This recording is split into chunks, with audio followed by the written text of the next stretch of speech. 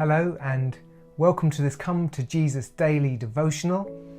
Today we continue in the Gospel of Luke, exploring who Jesus is. And today's devotional is entitled Jesus' Power over Sickness. Let's read from Luke 4:38 to 41. Jesus left the synagogue and went to the home of Simon. Now Simon's mother-in-law was suffering from a high fever, and they asked Jesus to help her. So he bent over her and rebuked the fever, and it left her. She got up at once and began to wait on them. At sunset, the people brought to Jesus all who had various kinds of sickness, and laying his hands on each one, he healed them. Moreover, demons came out of many people, shouting, "You are the Son of God." But he rebuked them, would not allow them to speak, because they knew he was the Messiah.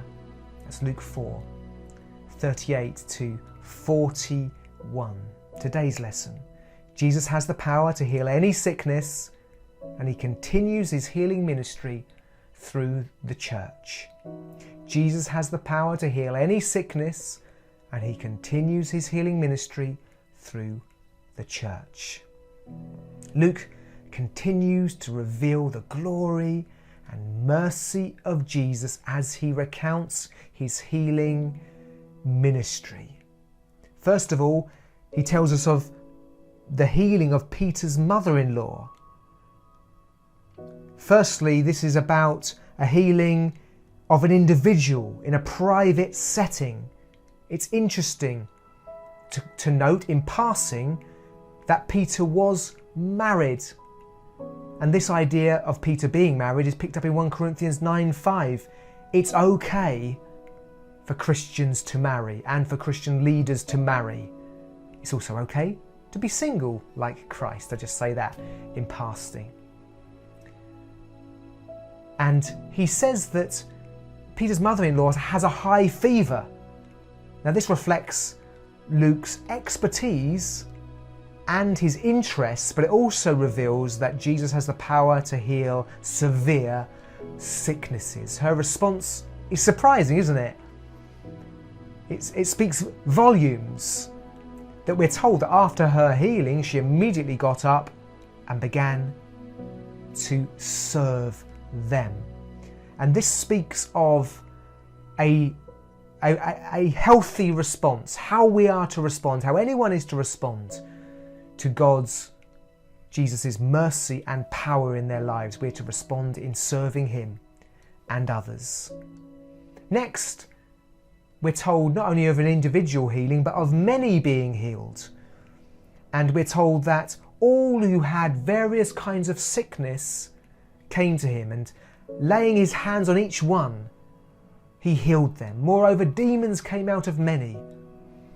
Whether it's an individual woman with a high fever or crowds with multiple afflictions, Jesus has the compassion and the power to heal anyone of anything. We read of laying on of hands. Here we're set a great example that it's good to lay on hands when we're praying for the sick. Now Jesus doesn't always do so, we don't always have to do so, but it's a great practice. Always ask permission first, I suggest, before laying hands, but it's a good thing to do and a great example set by Jesus. So in response, Jesus has the power to heal any sickness, and he continues his healing ministry through the church. The gift of healing is a challenging subject, as is casting out demons, and we come to this with different levels of experience and understanding. Healing is clearly a gift that the Spirit gives, and is something that all Christians can operate in with different levels of gifting. I would suggest that there are 3 levels of faith that we can be at. Firstly, we can say, I believe that God heals the sick. We leave it at that. God is working, he'll heal the sick. Secondly, though, we can say, I am called to pray for those who are sick. and he may heal. Finally, there are occasions when we can say, I will pray for the sick and I know God will heal them. Unlike Jesus, none of us sees everyone that we pray for healed. No one. However, I believe that we are called to pray for the sick according to the faith that we have.